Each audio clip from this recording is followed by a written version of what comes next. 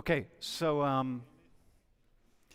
we're going to do a class on harmony, okay? And meaning harmony, this togetherness, connectedness. And we're going to we're going to demonstrate a few things and do some things. So why don't we start by introducing yourselves? I'm Aoi. I'm a junior studying marketing and minoring in Korean. How do you pronounce your name again? Wait, hang on, don't say it. This is your second time volunteering. Wait, is there anybody in class from Japan who's from Japan? Okay, nobody is, so you're on. All right, pronounce your name again. I'm going to remember it. Aoi. Aoi. It rhymes with Chips Ahoy. Aoi. Did I do it okay? Mm-hmm. Aoi. Yeah. Okay. All right. Hi, my name is Hyunji. I'm from South Korea, and I'm a junior majoring in data science. Are you an exchange student? Yeah, I don't go to Penn State. So what university do you go to? I'm from Sogang University in South Korea. Ah. And so you came to Penn State. Yeah. Did you know about Social 19 before you came? This class was one of the reasons why I chose Penn State. Oh, really? Yeah. So you could be right here volunteering. Awesome. Awesome. Oh my gosh. Okay. Hello, I am Krona. I'm a senior in graphic design major. So it's Krona. Yeah, But how do you pronounce your Mandarin name? It's Jingyun Xiao. Actually, it's Xiao Jingyun because like the name is not really in that. Xiao. Xiao. And you pronounce it Xiao. Xiao. Yeah. Yeah. Okay. Did you know that, by the way? What? In Mandarin, Xiao is pronounced Xiao. Yeah. You knew that? Yeah. Did you know that, Yunji? Yeah.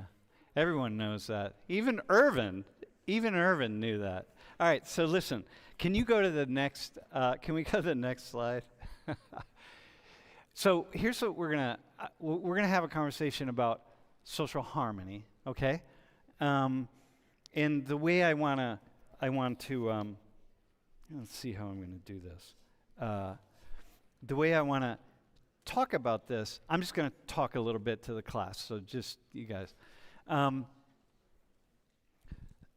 It's like you want to see this balance. Life is about balance, and we're balancing between our own desires and our own needs and the desires and needs of people around us. Because as human beings, we're very much social beings. And the only way to have a functioning society is for us to be aware of the rules of behavior, the rules of engagement that keep us all able to operate together, operate in very thoughtful ways, for peaceful ways and functioning ways. So, for example, like when you watch people walk down the sidewalk and you think about all the subtle things. Here, bro, can you just stand up really fast? Just stand up right there. Okay. And so just start walking toward me. So we're walking toward each other and we're both reading body language in these really, do it one more time. We're reading body language, right? I'm looking at his eyes, I'm looking at his shoulders, I'm looking at how he's walking, and we're going to decide, am I going right or am I going left? And we're doing it. And every culture has a way of doing that. You learn the subtleties of it. All right, thanks, man. And this is how it is. In this culture, in the West, and especially in the US, individual freedom is really, really important to us. The idea that I can do what I want to do. Like I have desires. A good life is one in which I can follow my desires and I can live the life that I really feel like living in a free way.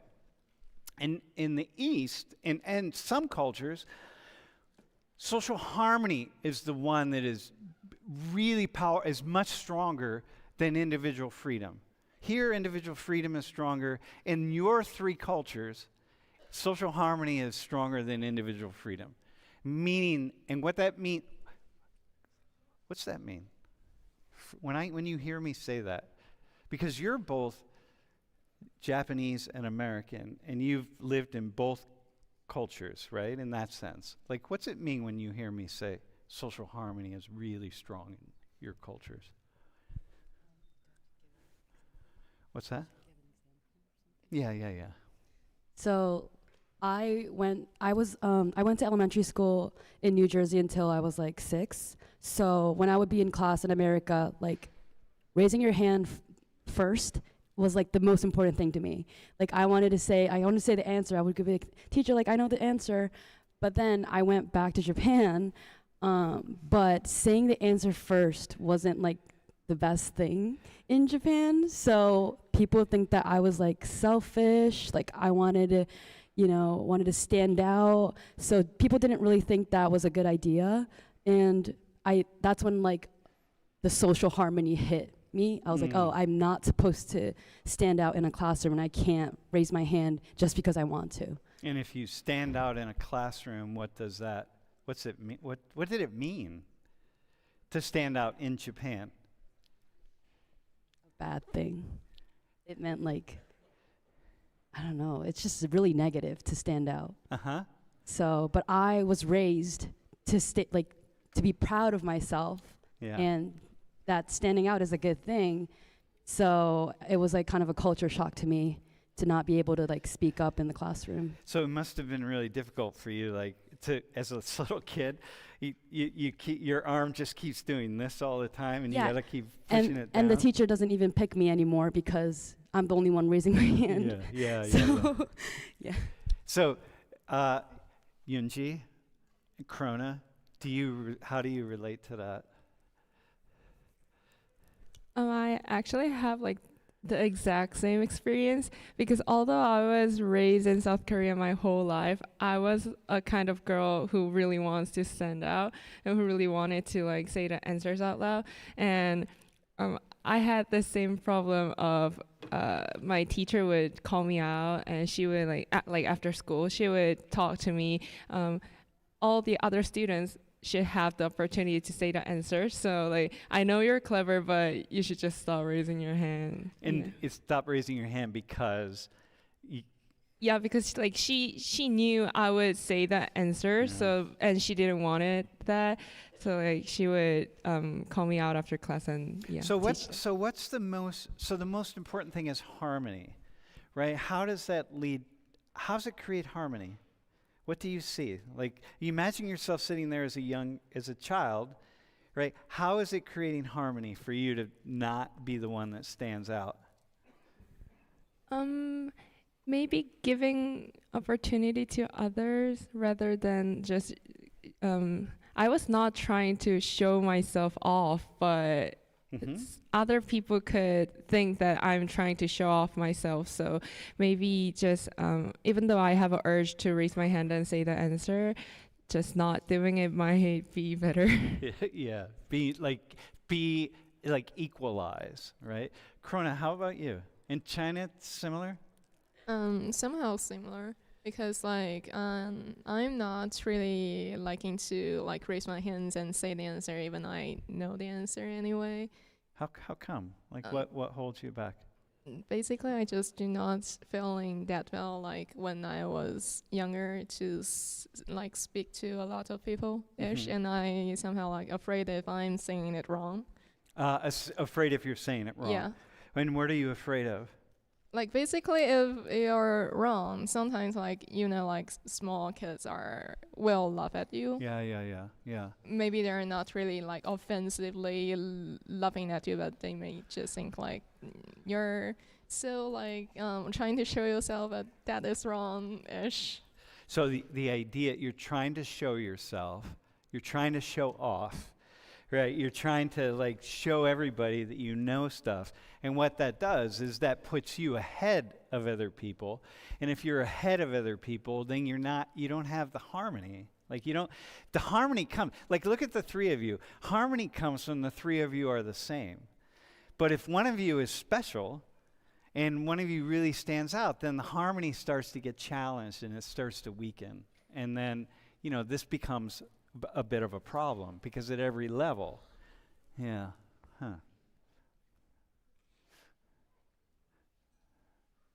And if you're wrong, Like, and there's a lot of, and there's going to be a lot of social judgment, right? There's judgment is everywhere, because in order to have social harmony, you gotta, like, you're looking out at this room full of people, and you're constantly, you need everyone to be doing the same thing. We need you all on an even plane, and if you're not doing that, we're going to judge you.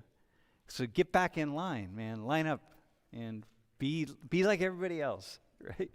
Do you feel judged a lot in Japan or Korea and China? Do you feel like you're being judged compared to here, let's say? Yeah, I think they're very judgy about their own kind. For example, if you were to go to Japan, like, no one's going to judge you because you're a foreigner. Yeah. But if I acted the same as you, they're going to judge me immediately. Like, they're going to give you looks, they're going to start whispering, they're going to, I can just tell immediately if someone's judging me or not. Yeah, yeah. Do you have that, Yunji? Yeah, I think it's kind of similar. Mm-hmm. One example is in the subway. Yeah, if like in Korea, we don't like have regulations or something, but if you're like too loud in subway calling to somebody, or like if you're eating something inside the subway, that is not how our society works. Like, that is not how we are. So if you're doing that kind of stuff, like, someone would come up to you and say, like, don't do that, like just like stop calling loudly, or like they would not come up to you, but they would just text it to the subway office. We have a text number to report somebody. Yeah. So like they would text to the office about, okay, I'm in line number 2, whatever, blah, blah, this person is being loud, whatever. They're being loud, or they're eating kimchi or something. Yeah. They're eating kimchi and they got some on the floor. It's like, you got to come. Yeah, you're constantly in. This is the thing with me in Korea. The more time I spend in Korea, I mean, I've been to Japan. I haven't been to China. I will, though. Nothing against China. I just haven't made it there. But the more I learn, the more time I spend in Korea, the more I feel the judgment. Like, I can't, like, crossing the light when the light is red and there's nobody around. When I was in Japan, I knew, like, whatever, nobody knows me here. But in Korea, I'm like, oh my God, I know not to do it, and someone might know me, and I can't do that. I'll be judged. So the more you learn, the more problematic it is. Hey, can we go to the next slide? I was thinking about this. We'll go back to one. So listen, those of you who have this idea that like, your individual freedom is really, really important to you, and you just wouldn't want that judgment, and you wouldn't want the social harm. You just don't want to deal. People don't want to deal with this, because like most certainly the Americans in here, or Westerners, they want their individual freedom. But here's the thing. Can you go to the next slide? Wait, hang on. Can you go back? Hey, can I just say something to the class? I'm noticing that some of you are on your phones. You're missing out on a really, really cool conversation here. Unless you're able to be on your phones and listen at the same time, you're missing out on a really cool conversation. So that's all I'm going to say. Can you go to the next slide? You don't have any of this in your 3 societies, right? China, Korea, Japan. You don't have any of this kind of crazy, disorderly behavior where young people are like going into malls and just doing crazy shit. Like, you don't have that. Like, so, you can say, like, oh, we want our freedom and we want all these things. Like, you don't have to deal with that. When I was in this couple weeks ago, I went into a coffee shop in Seoul, and I walked in, and I didn't even realize that I did it. I had my phone, and I went to the table and put my phone on the table just to kind of hold my place. And then I went and I ordered my coffee, and I went in a completely different part of the shop, and I ordered my coffee, and my phone is on the table, right? I'm like, nobody's gonna take my phone. Nobody will take my phone. And I order the coffee, and then I gotta pay, and I reach back, and I'm like, man, my credit card. is on the back of my phone. So I had to go back and get my phone and then go back and pay. And like, y'all don't have that. You don't have to worry about stuff like that, about being robbed or people being crazy. Or let me show you this other one. Go to the next slide. I don't have the data for China. I didn't do it just because it was too hard to calculate. So gun homicides. All right? So there's 10 per year. Like in 2023, there were 10 in Korea, South Korea. There were 7 in Japan. In the United States, there were 60.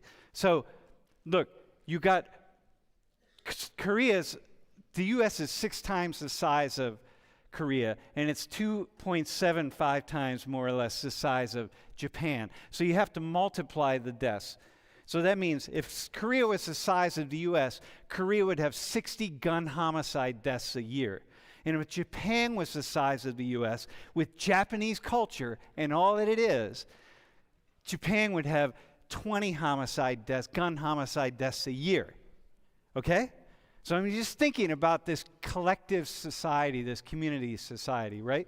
So go to the next slide. The U.S. has 60 every 12 hours, right? And so, like, you know, you think about this, it's like when I think about giving up the freedom but gaining social harmony, I'm like, it's pretty cool. There's a lot of really, really cool benefits to that.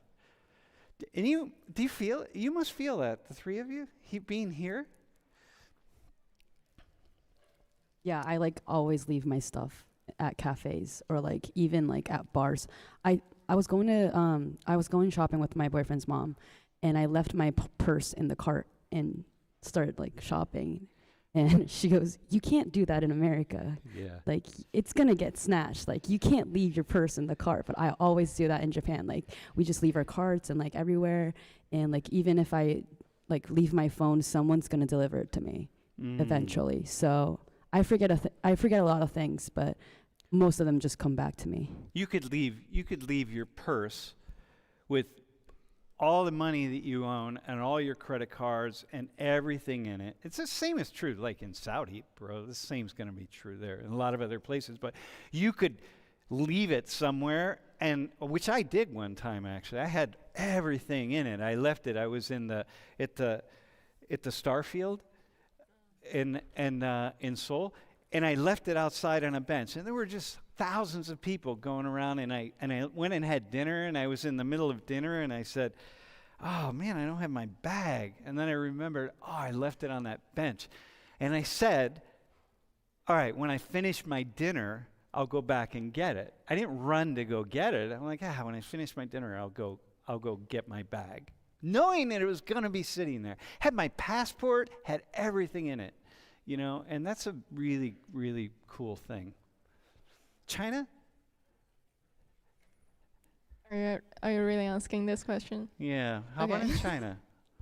It might not right to say this, but like depends on the area. Mm-hmm. Like if you go to big city, then maybe it's somewhat like Japan and Korea. Is like if you live sincere, is most time they're not going to take by others. But if you go to like some more not big city area, like the central, like Beijing-ish, that kind of place, you might also going to lost your stuff. So I say it depends. And, you know, and China's different, right? China's a really, really big nation. It's so large. And you got these distinct differences between urban culture and very rural culture. And lots of immigrants coming into the cities. So it's like people don't feel the same connection. Yeah. So it really depends on where. Yeah, it depends on where. But it's not. It's still. Is it still different than the U.S.? I don't really know, because where I'm from, like, is some. I don't know, because I do not lost my stuff, and I don't have that kind of experience. So I cannot really say about that. And it's going to be different. It depends on where you're at in the U.S. too, because lots of communities here, you would never have an issue. You wouldn't lose your stuff. Hey, can you go to? By the way, the gun homicide thing, is that like crazy? Don't ask me because like gun is banned in China, so you're not really legally able to have a gun. Yeah. So I think I don't really like count the news whether if there is any kind of thing report there is a gun homicide, but it's not quite like No, there's very few in China. But- because Yeah. the gun is not legal. So Yeah, for sure. No, same in Japan. Basically, same in Korea. But the idea being that you give up the right. So for here, even people that don't own guns, don't shoot guns, don't give a damn about guns, it's like, it's the Second Amendment, so I have a right to own a gun. But with the right to own a gun, and when we start just changing all the gun laws to allow anybody to buy a gun and have a gun and carry a gun and do whatever they want with a gun, you then experience the consequences of that. Whereas the three of you live in these worlds where it's like, well, you don't experience the consequences of that. For me, when I had the conversation about gun homicide with my roommates here, and I was really shocked that you can get a gun at Walmart because they can get a gun in Walmart, and like in Korea, for men, army is mandatory. So like basically every man who went to army knows how to shoot a gun, but we don't have a right to own a gun unless you have a license for it, and that process is really hard to get a license. So yeah, for me it was kind of shocking that gun is kind of really free around here. Yeah. Well, it's equally as shocking that it's like people here would say, well, why wouldn't it be available? Why wouldn't we be able to have that? I mean, it's like, okay. And by the way, I'm not against the Second Amendment. I get it, y'all, right? I started shooting guns when I was like a really little kid. It's just pointing at things out that we don't think about here, Like you could live in a world where your stuff's never going to get robbed. You're never going to get shot. Things are pretty calm. You're not going to be able to eat kimchi on the subway or talk loudly, but it's pretty cool to go on the subway in Seoul. And I was on the subway when school let out. It was like 3 p.m, and I got on at a station right where this high school was. It was a middle school and high school, and the subway was just packed with little kids coming on. So imagine little kids, right? They're all packed in the subway. They're going to be yelling and screaming and pushing and stuff. Nothing, man. Nothing. This was how they were poking at each other. They were doing like this. This little kid was like doing to this like 14-year-old boy to another 14-year-old boy like this. He was hanging on the strap and he would just poke his little friend. And the friend would turn around and just look at him, and that was it. That was the, how would I say, the disruption of the little kids on the subway. The one kid was poking the other kid, and I'm watching, and I'm like, oh my God, everyone's just following. Everyone's being so polite.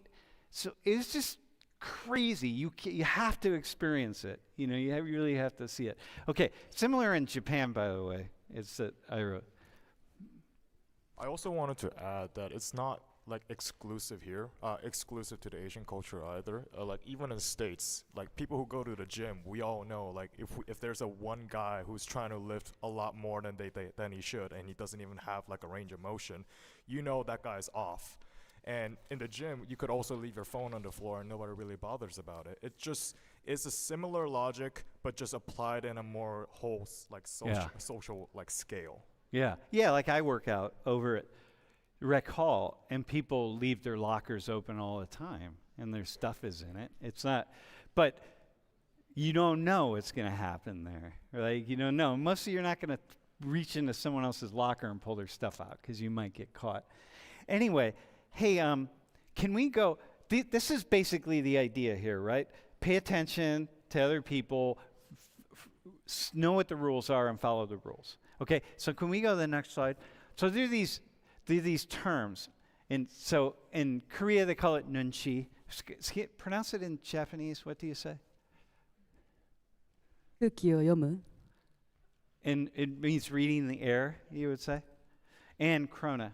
How do you pronounce that in Mandarin? 眼力见， Wait, say it again. 眼力见， Yan li jian. Reading the atmosphere, more or less. more or less. Yeah. Because we were talking before class, and for you, like nunchi means so many different things, like eye measure, reading, like, yeah. Can you start with, when did you first start learning about reading the air? Immediately after I came back from the U.S., the first thing my mom said that you gotta read the air. Like you are so bad at reading the air. I think she meant like I need to be more Japanese. So reading the air is like basically, like we said, like not choosing to raise your hand when you want to, and the harmony part too, like keeping that harmony and like trying not to do anything that would disturb people in a way, like I don't know, like doing something different than others. Or for example, like it's basically reading the room, but I feel like we don't use like read the room as much as like us Japanese do. Yeah. So like we have that here, right? People say, okay, you have like you're psychologically astute. You're really able to kind of have a social understanding of the world. But it's like for you, it's on high octane, man. It is something you start learning about. Yeah. For example, like if we're having dinner and if you see that no one else like started eating, you're supposed to wait. That's like reading the air. That's the example of like, if you're gonna eat first, like people are gonna be like, oh, whoa, like. Yeah, but it's everything, right? Like you can see the problem is even for you to give an example, it's like when you're sitting down to a dinner table like that, people would say like, well, we do a similar thing here, but you're reading 10 to 15 to 20 different things that are happening at the same moment.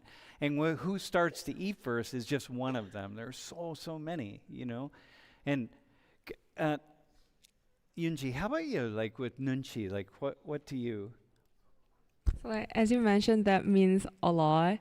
And we don't really teach our kids about that. But if you behave in a way that you want to and you don't care about social harmony or like anybody else is doing whatever, you would like in your life at once you would get a comment that 눈치가 없다, which means you're not reading the room or air or whatever. So yeah, and that is a bad comment. That is not a compliment.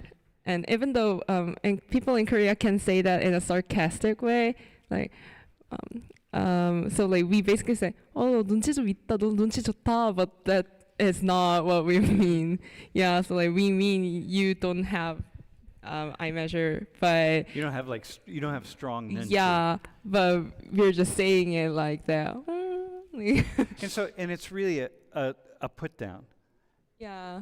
So like we're just being sarcastic, and that is like one way to notify that person to fit in. To fit in. Yeah, fit in the social harmony. To follow everybody else.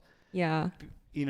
Because our social harmony, for us to all be on the subway, for example, right, to go back to your example, and for everybody to feel comfortable on the subway, and for it to feel like a place that we really want to be, everybody has to be in line. So you can't, driving, right? Everything it is, you gotta so unless you're a sociopath, right? Someone who just absolutely has no desire to follow it all, you're gonna get in line. And So like most of the people in South Korea are really following the social harmony and trying their best to fit in. So if you like what you just said, if you're not a sociopath, you can just feel it. Okay, like everybody's doing this and that, so like I should like I'm a person who has a 눈치, so I should just fit in. And you're watching all the time. It's like you're constantly scoping social situations. Yeah, like unconsciously. Yeah. Yeah, it's unconscious. So I have this idea that you're part of your brain, the brain of all three of you, for example, part of your brain is just dedicated constantly to, like bats. Bats have sonar. They don't see, they don't hear, but the bat, can pick a mosquito out of the air, flying really fast. And part of your brain is just always just scanning the room everywhere to say, like, all right, what do I have to do? What do I need to do? Corona, how about you? How about in China? If I'm going to say about that word, is basically is letting you, especially is not like saying, let me think how to say about that. Is about like when you're doing something, it's about if you're not doing in the right kind of atmosphere, someone is going to come and say you're not having good that stuff. So do you say you don't read the atmosphere very well, or you're poor at reading the atmosphere? How do you say it in Mandarin? It's somewhat is like similar to the thing we talked in like before, is not about you're not reading the atmosphere, is someone is you're jumping out too much. Jumping out too much. Do you do that here? Are you constantly reading here in the U.S.? How much are you reading the atmosphere here? And how much are you realizing you don't really need to do that here? I don't even realize whether I'm doing that or not before you're saying that. Yeah, you don't even know. Yeah, because sometimes like there's another word in Chinese, like when you're kind of doing something like wrong, like maybe like for example, like yelling or being loud in subway, as like this person does. I do not really know what that's translate into English, but it's more like having the feeling your parents are not educate you well. Yeah. It's I mean, we have that way. We have that here. I mean, look, anybody's gonna say, like, oh yeah, well we have the same thing here. Yeah, but you gotta go to China, Korea, or Japan. You gotta it's totally different, man. You just feel it. One of the things that I think that East Asians are often seen as kind of timid, reserved and timid, and that's the stereotype that we have of all of you. But for so many people, the stereotype comes from you're constantly holding back a little bit because you don't want to stand out, because standing out's not good, and you're reading the room constantly. You're sort of just aware of. I had a dinner that I went to a week in it, right the day before I came back, and I just demonstrated really weak nunchi, and to this day, I wish I could tell the story, but I can't, and I wish I could tell who I was with, but I can't. You would know. I'll tell you after class, but I to this day, every time I think of it, I shudder. I'm just like, oh. And it wouldn't have been, if I didn't know what it was, if this had been years ago, I wouldn't have even known, and it wouldn't matter to me. So, and then we're going to go to the next slide, yeah. And to contrast Sam's experience, y'all kind of get a sense of like, I'm not really following the stereotype of East Asian. And the thing is, I can read the room, I just choose not to do so. That's the American side of you that came out. Yeah, that is here. Well.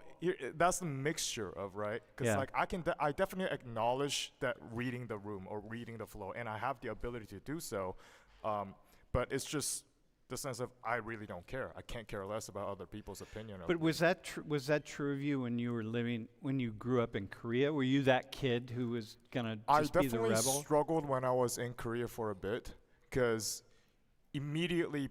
Like, I can speak fluent Korean to an extent, but people pick up on the sense that, oh, this kid really doesn't meet our expectation of like how of our like societal order. Yeah.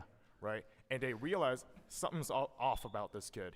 He has a very limited lexicon. He's not reading the room as Yeah. much as we want him to, or he just chooses not to. Yeah. So yeah, it definitely was a bit of a struggle for me to like get along with Koreans in Korea. Because, dude, even as an American, you're an outlier. I mean, you are so unique as a person. Yeah. I mean, you're in your own category, man. Hey, can we talk about courtesy? I want to talk about courtesy, right? Because courtesy is when everything we've talked about is about being aware of other people and other people's needs. And how does it feel for you all that you're constantly having to put other people's needs equal to or ahead of your own? How is that? So I wasn't necessarily that type of person when I was younger. Like I was like me. But then I realized that there's this one girl that was so selfless. Like she would put everyone, like she would not prioritize her at all. Like she's the last one to eat. She's always like serving people food. Like she opens the door for everyone, and then like everyone loved her. And I was like, wow. Like if you prioritize everyone and not you, like you get treated so much better. And then I was like, okay, I'm gonna do this, and I became a better person. And like I tried so hard. Like I would like volunteer to like do like everyone something that like no one wanted to do, like cleaning. Like we have to like wipe the floor by ourselves. Like there was no janitor. Like we had like cleaning duties, and like I would volunteer to do it. And then people were like, oh my god, we love you so much. And then and that's how I like gained popularity. So I don't know, like I just learned and watched and learned how like Japanese people like do that, and like the more you do it, the more you'll be loved. Like it is kind of surface level, but I just think that that's like the norm, like putting everyone, you know, what do you call it, like above you. Yeah. Yeah. Yunji, you would say? Like I lived my whole life in South Korea, so like I never have like thought about this thoroughly because it's just normal to do that. So you a slight difference with her experience is that if you really read the air well, you're not really like be praised by somebody, or like someone would compliment you about that. But if you don't, you would get judged. It's like more in a negative way. So, but I don't want to be a negative impact to someone, nor I don't want to be get a negative comment or something. So yeah, I would try to meet the expectation. Hey, how about bowing? Can we demonstrate bowing? Like, bowing. Here, just can you, if you were, here, Yunji, can just have a seat for a second. Take a seat. And, okay, so if I called you up, so then we're in Korea, I call you up, and you come up, I say, hey, well, we would do this. Yeah, absolutely would do that. You in Japan, also in China? I don't know. You may or may not. May or may not, but they most are shaking hands. I may or may not, because Yeah. it's basically I'm not really having that thing recorded in my brain. So Can we, can you stand? Come. Actually, bro, can you volunteer for a second? Can just Muhammad here. Have a seat at the table. Dude, we're gonna do the same thing. All right. And just invite her up, and then. Do you know how to bow? No. All right. Show him how to bow. Here, stand up. What's that? I'm not gonna bow. Oh, you're not gonna bow. Oh, you can't bow because you're. What? I'm Muslim. Oh, you're Muslim. All right, dude. Have a seat. Dude. All right. All right, bro. You right here. You're the guy. All right. And you're not. How come you're not going to bow? You're only going to bow out of courtesy. Yeah. out of courtesy. Bow to God. Yeah, you only bow to God. Yeah, not to other people. Which, by the way, is very cool. All right, ready? So This is how you bow, bro. Keep your back straight, all right? You can put your hands at your side. You can do it different ways. Show them how to bow. In a formal way, you have to. I'll hold the microphone. In a formal way, you have to put your hands together. And like in a traditional way, if you're a woman, right hand goes above left hand. And if you're man, left hand goes above right hand. But it may be the opposite because I forgot. But yeah, it's a traditional way. Yeah. So like traditionally, you put your hands together on your stomach and you go like. And but you could have your hands at your side. Yeah, but like. If that's not traditional. Like daily, you can just go like that. All right, but- so you ready? Keep your back straight. Yeah, but at least don't let your arms like swinging. A little lower. Yeah, and back straight. Hold it for a second, all right? So imagine, okay, so have a seat. We're going to do the same thing. I'm going to call you up. Wait. Yeah, here, you take that. Have a seat right there. So just have a seat. We're going to do just what I did, all right? And just see how that feels. All right, Yunji, yeah, come on up, man.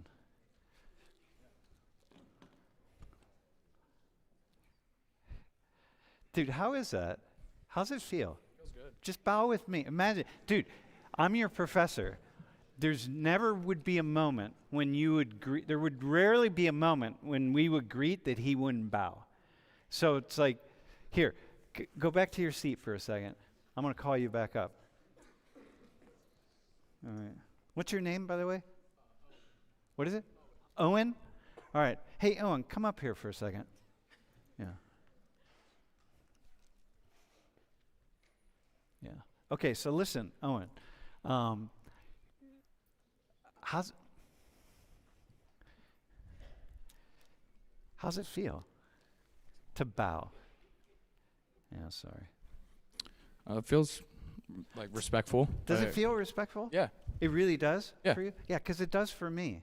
Yeah, it shows like a sign of respect. Yeah. I would not do normally, ever. Yeah, like I would start every class. The way when I'm in Korea, every class I teach or every talk that I give, I stand right in the middle of the room, and I say "안녕하세요," and I bow. You know, I don't do the formal bow, but I always this, and I bow, and people would, you know, a lot of people bow their heads because you're sitting in the seat, right? So what is it about bowing? What is it about the gesture, though, for you, that you feel that it feels respectful? I don't know. I feel like it like shows maybe like a little bit of vulnerability or some way, like kind of like paying respect in a way. I don't know how exactly to explain it, but I feel like those are the right words. Well, it's bowing in that sense. If you think about it, like what Muhammad, for Muslims, you're only going to bow to Allah. Right? You're only bowing to God. So if you're bowing, man, like you only, dude, can you come back up for a second? So you're only bowing to God. Yes. That's the only entity that you bow to. Yeah. And how is that? So where do you bow? In the mosque? Yeah, when I pray. When you pray? Yeah. So even if you pray here, like, do you pray every Of day? course. 5 times? Yeah. No, it's not of course, bro. There are so many Muslims out here, they don't pray. They I'm say not a they Muslim do. by name, I'm a real Muslim, so I have to pray. Okay, right. Okay. So you bow to God. And that's a gesture. So this is I mean, historically, this is a gesture that only to God, man. Like, Yeah, exactly. But I think because they have been ruled by monarchs, they are used to that as a sign of respect. We are not.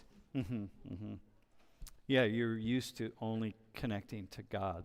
So for you, the gesture is like really ultimate reverence. Exactly. Because it's God. Are you religious? Yeah, so I'm confirmed in the Catholic Church. So if Christian. you're Catholic, so Yeah. you're used to different gestures. Right. And so that's certain gestures. Like when you go down, do you go down on a knee before? Yes, and you, like, most people will bow, like, before taking drinking the wine during Mass. And, like, taking the body of Christ in communion, so. So for you, it gets linked to something that's really special also to Right. God. Yep. It's just that we have these other cultures where people are bowing to one another. I'm also an Arab, so we're not used to bowing. That's also something about our culture and our pride. We don't Yeah. bow to anybody. You don't bow to anyone. No, never. Yeah. Because bowing to other people indicates subservience to them? Yeah. And it's only to God. Exactly. Only subservience to God. Yeah. Which is very cool. I mean, it's very cool, by the way. I know. And what do you think about, what do you think about bowing to all other beings? Imagine bowing to everybody in your society on a regular basis. For me, I would never do it, to be honest. It looks weird to me and it feels weird because I've never done to anybody. Yeah. But I could understand that it is their culture, so I respect that. But I Yeah. would never do it. Yeah. I can see that. Yeah. Like for you, like you see it through those eyes of the ultimate. But in a way, it's the ultimate respect, right? Because what they're saying is that because it's a society based on harmony, and harmony comes from other people, other individuals, that other individuals become God in a way. Like they become representatives of God, not become God, right? I know you guys can't hear that because you're Catholic and you're Muslim, so you don't get that. But they become representatives of God. So when we bow to each other, or when we bow, it's like we're acknowledging that we're children of God, you know? It's like honoring God's creatures, you know? But it's different, right? But, all right, thanks, man. Thanks, gentlemen. Yeah. Hey, how about watch when I hand this. Hang on. Watch when I hand the microphone to Yunji. Watch what I do. Right? So, you can't. I don't know. You won't be able to see it. Can you stand up here? So, this would be the gesture. This would be the thing that I would do to you. And you would take it with two hands, and I would give it to you with two hands. Why? Do you do that in Japan? Why do you do that? Like, I'm only going to give it to you in two hands. I don't know why, but we were just taught to do that. Like, especially, like, if you're handing something to your friend, we would not do that. Like, if you're handing something to your really close friend, you could just get it in one hand.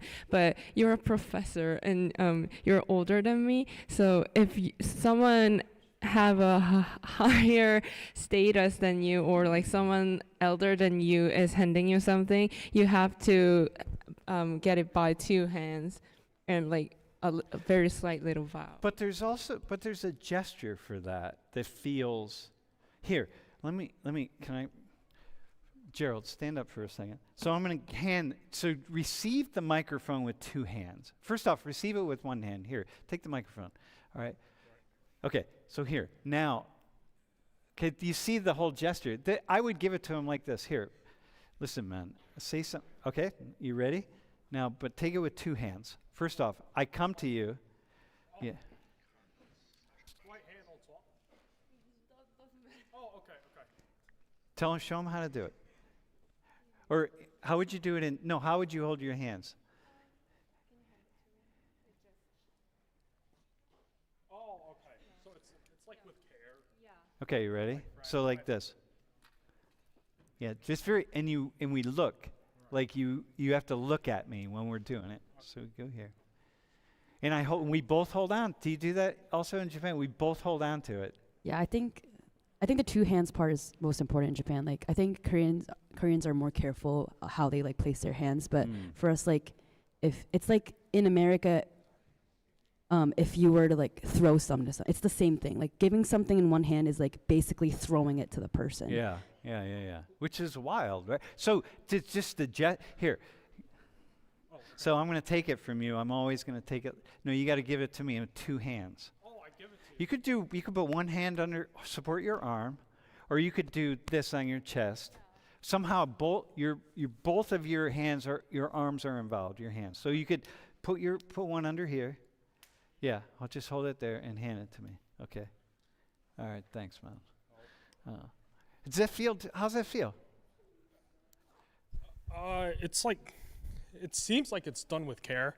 Like, if I'm at like flying like Japan Airlines, like how are my luggages gonna be like carried? Would they be like thrown around Yeah, they're gonna. Yeah, right. No. I've seen like reels like comparing like Japanese airlines versus like Delta. I don't know, I Yeah. forget. But it was like they're like throwing the luggages. Yeah. in. It's like it's placed, like quietly placed where it needs to be.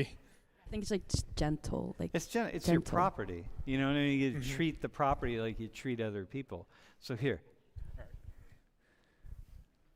Yeah, like this. Hold your hand. Hold your This hand. is so new to me. Yeah, no, it's Yeah. good. Or you could do this. You could put your left hand, yeah, and then here. Yeah, all right, thanks, man. Yeah. It's cool. So in Japan, so are there any other things you do in Japan? Besides like two hands. Yeah, like did you, like the thing here? You don't do that. Also, like when I'm a Korean minor, so like I learned like Uh-huh. Korean culture, and like something that was new to me compared to Japan was when they serve alcohol Yeah. to your boss, you have to. Oh, wait, serve hang on. it. We'll do that right now. Oh, we're doing it. Okay, sorry. I have some soju. Oh, okay, sorry. Yeah. Yeah. Yeah, that's what I was surprised. How about in China? Do you do the two-handed? Kind of. How do you do it in China? Basically, if you're looking at me like receiving something, I'm handing you by two hands. How about like in business cards, right? Yeah. Like if I'm going to give you so here are business cards for me, and I'm going to give you my business cards. I'm going to Uh-huh. do it like this. I'm going to hold it this way. Kinda. Can you see that? I'm going to hold it like this. And you're going to take it with two hands. Yeah. And bow, right? And if you give me, so let's say that's your card and you're going to give it to me, you would, and then you hold, you got to hold it. Like this is her card, this is her in the card. So that I don't just take her card and be like, oh, okay, and throw it in my pocket. I hold the card. Like this is you. Like you're holding, here. We're going to exchange cards here. So we'll go first to you. Ah, okay. And then we're going to hold these. And like this is part of the shared connection that we have. You know, everything, it's like it's courtesy. It's like there's a certain reverence for how we connect in this way. Yeah, it's very it's cool. It's really, I mean, I say cool because there's just with the emphasis on courtesy, you de-emphasize the individual. Okay? And there's something really cool about emphasizing the individual. Like it's really fun to emphasize, but it's also really fun to emphasize harmony and to really feel that harmony. When you're feeling it, when you're with all the other people who are expressing harmony in the same way, there's just like it's just a really, it's really fascinating. Here, let's demonstrate, want to demonstrate the soju thing? Here, can we have a seat? Bro, can you?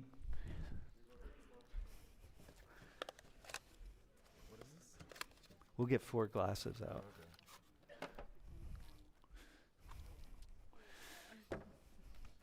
All right, so hang on. We're gonna sit around the table.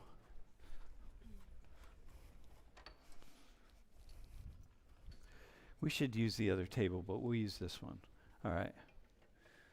So, can you go to the next slide? Here you go.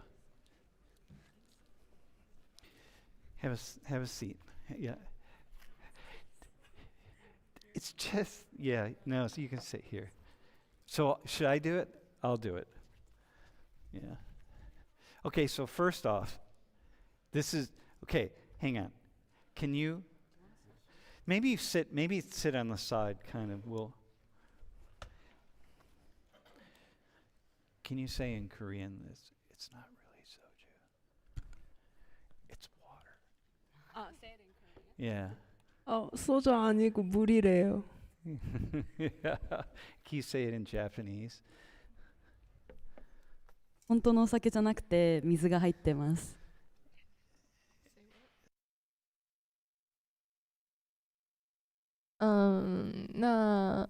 这个东西并不是真正的酒，就水而已。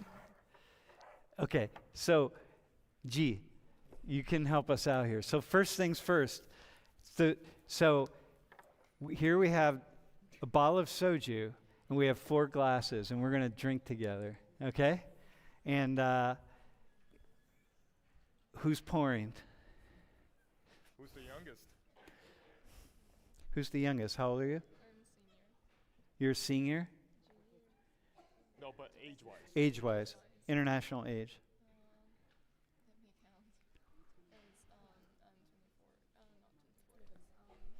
How old are you? International age?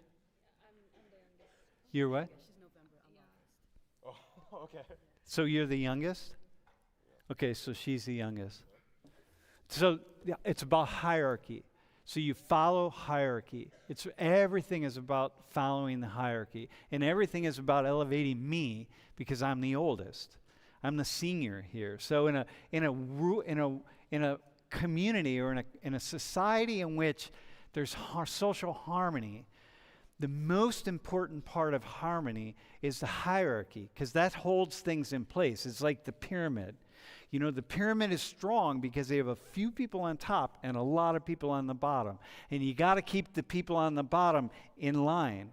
And the people on top have to be revered. They have to be seen as needing to be on top. So I'm the one on top. So I'm the most important person at the table. So first off, in Chinese culture, like, I'm going to sit here. This is the seat where I can see everybody. So I'm going to be sitting at this seat for sure. I'm not going to have my back to anybody. This is the best seat, and I'm going to be in it. Okay, so the youngest person pours?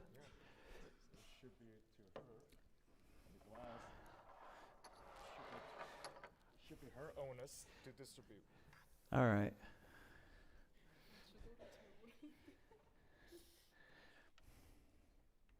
Wait, hang on. So check out. So look how she's holding her hand. Can you get this on the camera, right? So see how she's holding her arm.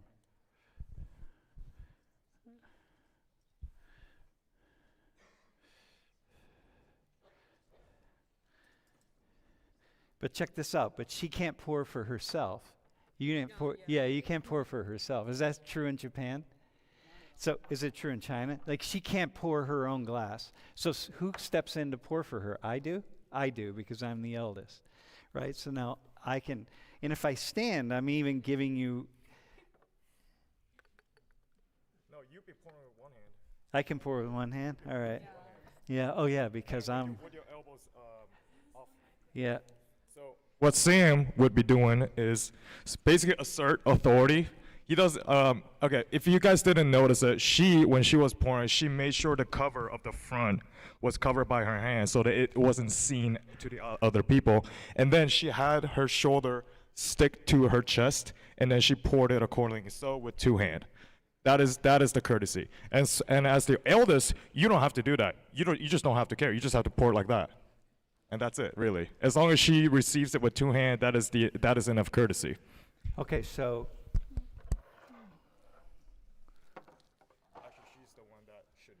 You should be giving it? She's the one that gives it to the eldest. Thank you. First, so I get it first. Now, check this out. So, so she's not going to look at me when she drinks. She can't look at me. Like, she has to turn away. In China, that's not true in China. And in Japan? You just have to say cheers, and I then have I to can say drink. cheers, Yeah. and then you can drink. But for you, Yeah, you cannot look the person elder than you or like have a higher hierarchy than you. You cannot look at, you're just turning your head and covering the glass with the other hand. so even you, so let's, sit. No, here, actually sit there. Do you have a chair? I got mine. All right. Pretend that this is going to be my glass, all right? Okay, so even this guy, so watch, here we are, we're sitting around a table together, okay? And we say, kombe. Yeah, kombe. How do you say it in Chinese? How do you say it Ganbei. in Japanese? Kampai. Kambai. Kampai. Okay, so we say like come by, we say cheers, whatever, and then we go to drink, and yeah, look how they see like how they can't even, they don't even look at me, like they're completely turned away because it's just, this is the hierarchy. For the record, we have to wait until you. And they can until I drink first, or we drink together. I have to start drinking. All right. Come back. I mean, we already drank it. Yeah. It's wild. So in Japan, that's not. You don't have to look the other way, but like you obviously have to wait for the oldest person to drink, and then you have to keep like ordering for them. You keep ordering for me. Like Mhm. never. You don't have to do anything on your own. Like Yeah. we're gonna do that for you. Yeah. Same in Korea. Like. Yeah. That I do nothing. All I do is I show up and I just live my life. It's all good, and you all are taking care of everything, and you're never looking at me when you partake. It's wild, huh? Do we have a question from the stream?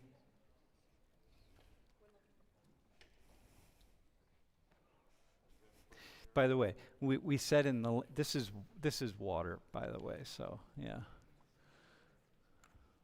I know you were disappointed, but how do we marry the original idea of individualism of the 19th century and social contract within the post Ayn Rand corporate world? Man, Alistair, that's such a I think if you take individualism to the farthest end of the spectrum, you really come back. If all individuals are truly just satisfying their own needs, but there's a sense of harmony and there's a sense of just like doing right, truly living the golden rule, treating other people the way you would want to be treated, I think we have the fusion of individualism and communitarianism, really. That's what I would say in the Ayn Rand world. Do you have another question? Yeah, bro. So my question is, do you guys have like different ways you call like older cousins or older siblings or like versus a younger sibling? And like, how do you treat them differently? Because like here, like I treat my older brothers the same way I would treat younger brothers, but I know it's different, I think. For me, it feels like the reason why we call them different is because we should treat them different. So like, even though they are both my sisters or brothers, if one is younger than me and one is older than me, that the way I treat them should be different, and I should show more respect to my older person. Like, I don't mean that you don't need to be respectful for your younger one, but you should respect elder person more. That's how our culture is. In Japan? Yeah, I guess I don't know, like in the family, it's pretty equal. I think, like back in the day, it used to be like dad is always right. Like dad is like the top. Like you have to listen to dad. But nowadays, I think it's beginning to like become Americanized. Like that your siblings are equal. So, yeah. Basically the same. You need to take care more for the younger one and respect more to the older one. Basically, I'm the oldest in my family, so I basically just need to take care of all my younger sister. Kind of all their problems need to somewhat come to me, and if there is some problem they're facing, is somewhat my fault. So, anyway. Is there some aspect of, by the way, the questions on the stream, I'm gonna answer them tomorrow during office hours.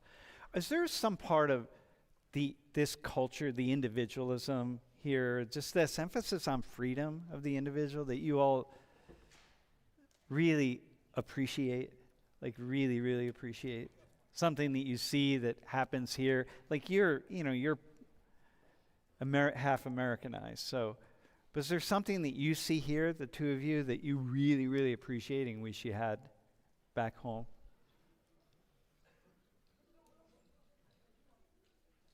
Do you have anything? For me, at first it was kind of hard to adapt to the American culture because it's like totally different. But after like 3 months, I feel like this freedom might be kind of good because no one would judge you over what you're doing. Yeah. But I have to constantly think about what I'm doing and if I'm not being rude or something back in Korea. Yeah. But no one seems like they care here, like what others think about you. Yeah. We don't care in the same way. Yeah. It's very true. Yeah. Huh.